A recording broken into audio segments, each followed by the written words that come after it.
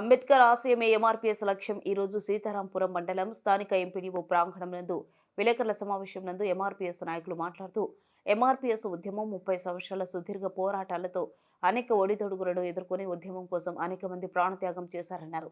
అలాగే సమాజంలో ఉండే అన్ని వర్గాల కోసం సామాజిక ఉద్యమాలను కూడా ఎంఆర్పీఎస్ చేసిందన్నారు. ఈ కార్యక్రమంలో జాతీయ సలహాదారులు కమిటీ నాయకులు డాక్టర్ కలివెల ఎలిషా కుమార్, జిల్లా నాయకులు జాషువా, ఇజ్రాయిల్, ఎంఆర్పీఎస్ మండల కన్వీనర్ కిరణ్, రాజేష్, నాగయ్య, జయరావు, శ్రీనివాసులు తదితరులు పాల్గొన్నారు.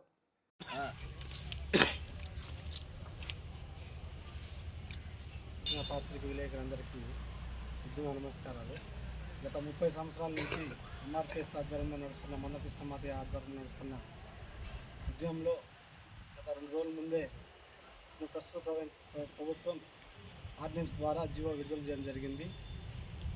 ఎంఆర్పీఎస్ స్థాపించిన 30 సంవత్సరాల నుంచి పోరాటంలో చనిపోయిన దళిత వీళ్ళందరినీ ఒకసారి గుర్తు చేసుకుంటూ వాళ్ళకి ప్రాధాన్యం చేస్తూ వాళ్ళ ఆత్మకు శాంతి కలగాలని కోరుకుంటూ, అదేవిధంగా ఈ ఉద్యమంలో ఫస్ట్ నుంచి సహకరించిన పెద్దలు అందరికీ మరొకసారి కృతజ్ఞతలు తెలుపుతూ, విద్యావంతులు కానీ ఉద్యోగస్తులు కానీ ఈ ఉద్యమానికి సహకరించిన ప్రతి ఒక్కరికి ఉద్యమ నమస్కారం తెలియజేస్తూ, ఈ రాబోయే ఈ వారం 10 రోజులలో అన్ని మాదిగ వాడల్లో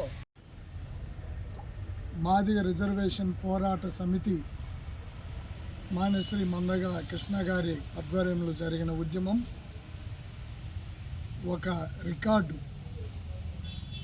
ఎందుకంటే ఏ ఉద్యమం అయినా కూడా ఒక 5-10 ఏళ్ళకే ముగిసిపోతూ ఉంటుంది. 30 సంవత్సరాలుగా నిర్విరామంగా రిజర్వేషన్ ఫలాలు దామాషా ప్రకారం అందరికీ అందాలి, దాంట్లో ఎవరి వాటా ఎంతో, ఎవరి జనాభా ఎంతో, ఎవరి వాటా అన్న ఒక సామాజిక న్యాయం, బాబాసాహెబ్ అంబేద్కర్ కోరిన సామాజిక న్యాయం అనే అంశం మీద పోరాటం చేయటం జరిగింది.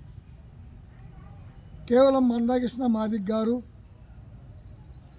మాదిగల కోసమే కాకుండా ఈ సమాజంలో అన్ని వర్గాల కోసం పోరాటం చేసి అన్ని వర్గాల ప్రజలకి, వికలాంగులకి, విధువులకి, గుండె జబ్బు వచ్చిన వారికి అందరికీ వాళ్ళ హక్కుల కోసం, వాళ్ళ సంక్షేమం కోసం పోరాడిన ఏకైక సాంఘిక నేపథ్యం ఉన్న ఉద్యమం ఎంఆర్పీఎస్ ఉద్యమం.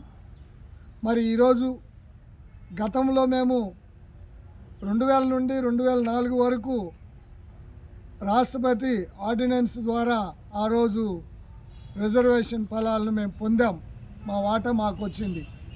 స్వాతంత్రం రాక మునుపు, స్వాతంత్రం వచ్చినప్పటి నుండి మొన్నటి వరకు 2000 వరకు రాని ప్రయోజనాలు, సంక్షేమాలు మాదిగా రెల్లి ఇతర ఉపకులాల్లో జరిగింది. మరి దాని ఫలితం మళ్ళీ ఇప్పుడు మేము పొందబోతున్నాం. సుప్రీంకోర్టు ఆగస్టున ప్రకటించిన తీర్పును వెంటనే 2 నెలలకే ఏకసభ్య కమిషన్ను వేసి, మరి ప్రభుత్వం రిపోర్టు ఎలాంటి న్యాయపరమైన ఆటంకాలు జరగకుండా ఇటు ఆంధ్రప్రదేశ్ ప్రభుత్వంలో చంద్రబాబు నాయుడు గారు, అలాగా తెలంగాణ ప్రభుత్వంలో రేవంత్ రెడ్డి గారు మాదిగల ఎడల, వర్గీకరణ ఎడల స్పష్టంగా ఉన్నారు. ఒకే వైఖరిని వ్యవహరిస్తూ మాదిగలకి న్యాయం చేసేలాగా ఈరోజు ఆర్డినెన్స్ ద్వారా ఈరోజు అమలులోకి తీసుకురావటం జరిగింది.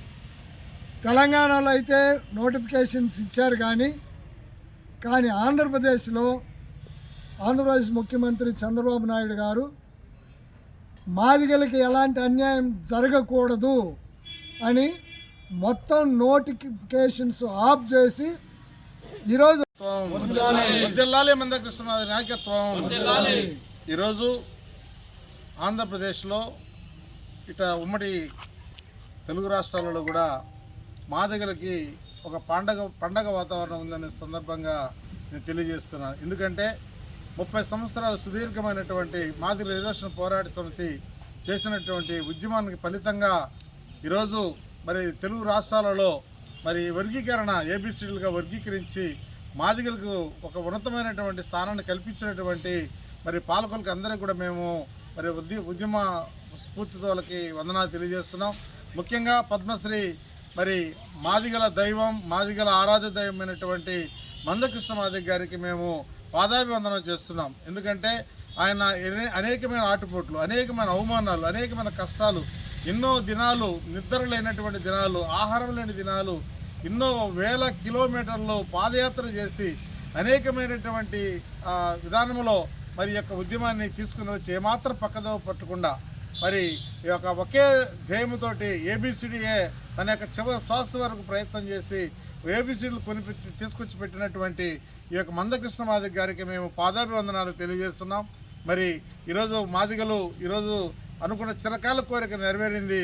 దానికి సహకరించినటువంటి ప్రధానమంత్రి నరేంద్ర మోడీ గారు, అదేవిధంగా తెలుగు రాష్ట్రాల ముఖ్యమంత్రులు మరి నారా చంద్రబాబు నాయుడు గారు అయితేనేమి, అదేవిధంగా మరి రేవంత్ రెడ్డి గారు అయితే వీరికి మేము ప్రత్యేకమైన ధన్యవాదాలు తెలియజేస్తున్నాం. నారా చంద్రబాబు నాయుడు గారు మొదటి నుంచి కూడా ఈ యొక్క మాదిగ రిజర్వేషన్ పోరాట సమితికి అండగా ఉండి ఆయన మరి దశ దిశ నిర్ణయిస్తూ అనేకమైనటువంటి